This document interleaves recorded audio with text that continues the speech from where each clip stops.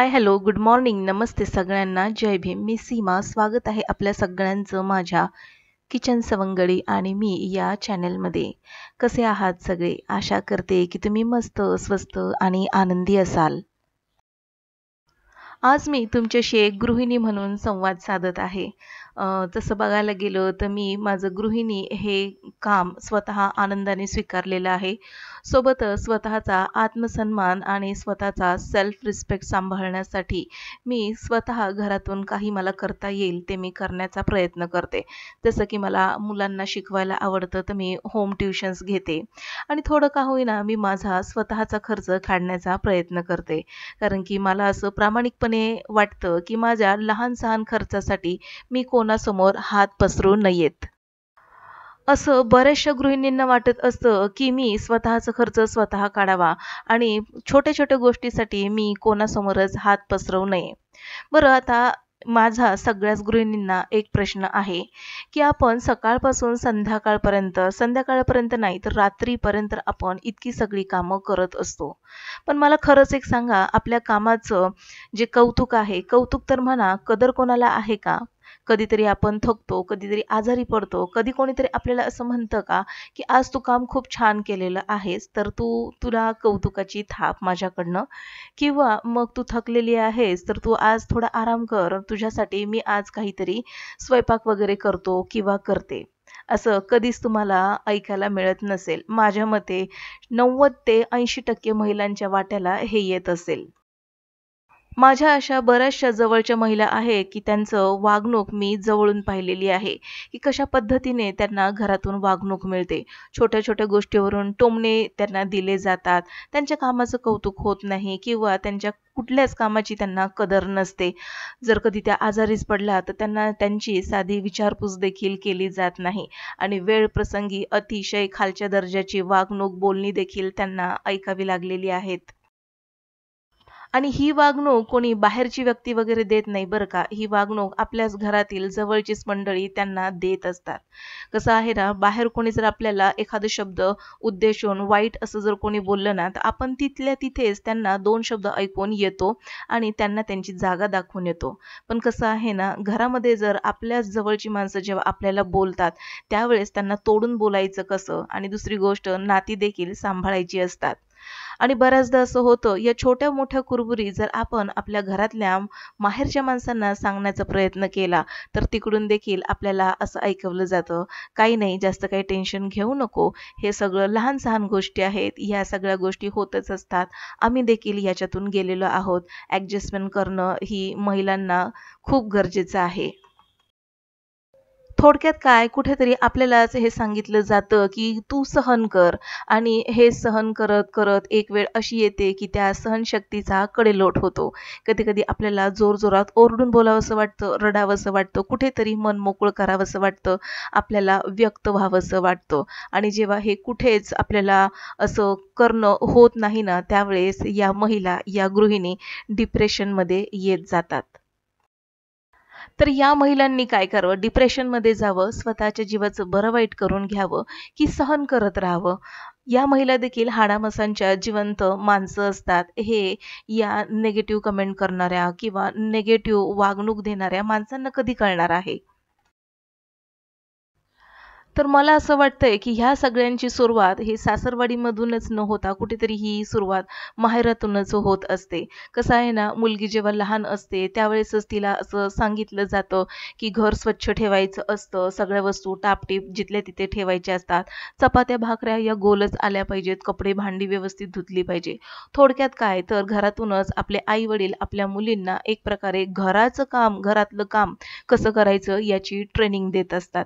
आणि साहजिकच आहे ही जी ट्रेनिंग तुम्ही पूर्णपणे देत असताना तर त्यावेळेस तुम्ही हे देखील बोलत असता ज्यावेळेस तू हे काम व्यवस्थित तुझ्या नवऱ्याच्या घरी करणार नाही ना त्यावेळेस तुझ्या सासरची मंडळी तुझ्याच आई-वडिलांचा उद्धार करतील. हे असं इतकं मुद्देसूद आणि परफेक्ट असं पटवून दिलं जातं, की ती मुलगी सासरी गेल्यानंतर प्रत्येक काम प्रामाणिकपणे मन लावून करण्याचा प्रयत्न करत असते. प्रत्येक नाती जपण्याचा प्रयत्न करत असते. पण शेवटी काय, जी वागणूक तुम्ही घरातूनच दिलेली आहे, तीच वागणूक तिला तिकडे मिळणारच. दुसरी महत्त्वाची गोष्ट, लग्न करण्याची घाई केलेली असते. मुलींना शिक्षण तर दिलेलं असतं, पण तिचं पूर्णपणे पायावर उभं राहण्याच्या आधीच तिचं लग्न करून पाठवून दिलेलं असतं. थोडक्यात काय तर ती कुठेतरी प्रत्येक गोष्टीसाठी तिच्या नवऱ्यावरती आणि प्रत्येक गोष्टीसाठी तिच्या फॅमिली मेंबरवरती ती डिपेंड असते. साहजिकच आहे, प्रत्येक गोष्टीसाठी आपण जर दुसऱ्यावरती अवलंबून असू, तर समोरच्याला आपण कुठेतरी तो हक्क देत असतो, बाबा रे, प्रत्येक गोष्ट माझी पूर्ण करतोयस, आणि कुठेतरी त्याला हा अधिकार मिळतो आणि कधीतरी तो आपल्या अस्तित्वावरच प्रश्न उठवत असतो. थोडक्यात मला सांगायचंय, गृहिणींनो, स्वाभिमानी बना, आत्मसन्मान जपा. फक्त घरातील काम करणं आणि घर नीटनेटकं ठेवणं हेच आपलं ध्येय नाहीये. तर आपण आपल्यासाठी, स्वतःसाठी जगलं पाहिजे. स्वतःसाठी स्टँड घेता आला पाहिजे आणि हे तेव्हाच होईल ज्यावेळेस आपण स्वतः आत्मनिर्भर असू. त्यासाठी आपल्याला छोटं-मोठं का होईना घरात बसल्या-बसल्या काहीतरी काम करता येईल किंवा बाहेर जाऊन काहीतरी आपण नोकरी, व्यवसाय, उद्योगधंदा करू शकू, जेणेकरून आपल्याला ते पैसे मिळतील आणि त्याच्यावर आपण स्वतः गरजा भागवू शकू. असं जेव्हा आपण करतो ना, त्यावेळेस आपल्यामध्ये एक आत्मविश्वास जागा होतो आणि आपला आत्मसन्मान त्यावेळेस कोणीच ठेचू शकत नाही. बऱ्याचशा गृहिणी आता त्यांच्या संसारामध्ये इतक्या रमलेल्या असतात आणि त्यांना कुठेतरी सवय झालेली असते, की या व्यक्तीचा स्वभाव असाच आहे. असं म्हणतात ना, कारलं कितीही कडू असलं, तुपात तळा किंवा साखरेत घोळवा, कडू ते कडूच राहणार. तर त्यामुळे ना, असे जे निगेटिव्ह कमेंट किंवा टोमणे वगैरे मारणारी माणसं, नकारात्मकता पसरवणारी आपल्या आजूबाजूची माणसं आहेत ना, प्रत्येक वेळी त्यांना उत्तर देत बसू नका. कारण की त्यावेळेस या माणसांना टाळणं हे सगळ्यात उत्तम असं उपाय आहे. बऱ्याचदा शब्दाला शब्द लावून भांडणं होत असतात, घरामध्ये वादविवाद होत असतात आणि त्यामुळे आपण यापासून लांब राहिलेलं चांगलं. कारण की आपल्याला माहिती आहे, या व्यक्ती इतक्या धूर्त असतात, त्यांना खऱ्याचं खोटं करणं चांगलंच माहिती असतं. त्यामुळे अशा व्यक्तींच्या नादी लागणं हे मूर्खपणाचं लक्षण आहे. बऱ्याचदा आपल्याला असं देखील सांगितलं जातं माहेरामधून, की "बाई गं, येतेस ना घरी तर हसत-खेळत येत जा. भांडण वगैरे करून, रुसून-फुगून इकडे माहेरी येत नको जाऊस." थोडक्यात काय, तर माहेरी आली आहेस तर 4 दिवस पाहुण्यासारखी ये, राहा आणि निघून जा.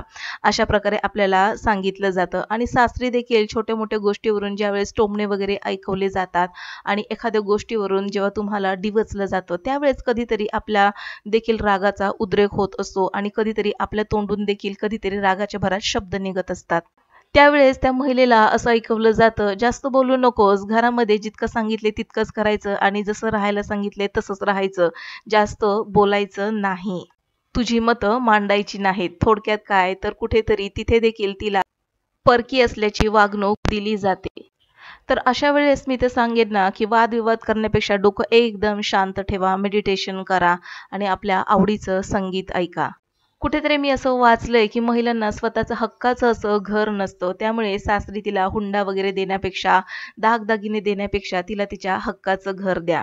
हे बरोबर जरी असलं, तरी मला असं वाटतंय, लहानपणापासूनच आपण आपल्या मुलीला तिच्यामध्ये आत्मसन्मान जागं करायला शिका. लहानपणापासूनच तिला बाहुल्या किंवा मग भांडी-कुंडी असे खेळ न खेळायला देता, तिला काहीतरी एरोप्लेन, हेलिकॉप्टर किंवा कन्स्ट्रक्शन सारख्या डॉक्टरचं किट वगैरे आणून द्या आणि तशा प्रकारे तिच्या मनावरती विचार बिंबवा. जर एक आपण आई-वडील म्हणून इतकं छान असं खंबीरपणे शिक्षण तिला देत असू, तर पुढील पाया देखील आपण तिचा तितकाच मजबूत करणं गरजेचं आहे. तिला तिच्या पायावर उभं केलं पाहिजे. कसं आहे ना, आपला समाज, प्रत्येक घरामध्ये येणारी सून त्यांना ही शिकलेली हवी असते. आणि म्हणून आपल्या शिकल्या सवरलेल्या मुलीला, परीला, प्रिन्सेसला दुसऱ्याच्या घरामध्ये धुणी-भांडी करून कामवालीसारखी वागणूक मिळण्यापेक्षा तिला इतकं सक्षम बनवा, की ज्या घरामध्ये ती जाईल तिथली आर्थिक संकटं ती दूर करेल. इतकं तिला खंबीर बनवा, इतकं तिला तिच्या पायावर उभं करा. मग बघा, या मुलीला, तुमच्या मुलीला कोणीच दुखावणार नाही, तिच्या आत्मसन्मानाला कोणीच ठेच पोहोचवणार नाही. तर अशा प्रकारे आपल्या मुलींना घडवा. तर आजच्या व्लॉगमध्ये मी भरपूर काही सांगण्याचा प्रयत्न केला आहे. आजचा व्लॉग जर 1% जरी आवडला असेल ना, तर नक्कीच लाईक करा आणि शेअर देखील करा आणि सबस्क्राईब करायला विसरू नका. भेटू पुन्हा. तोपर्यंत बाय बाय.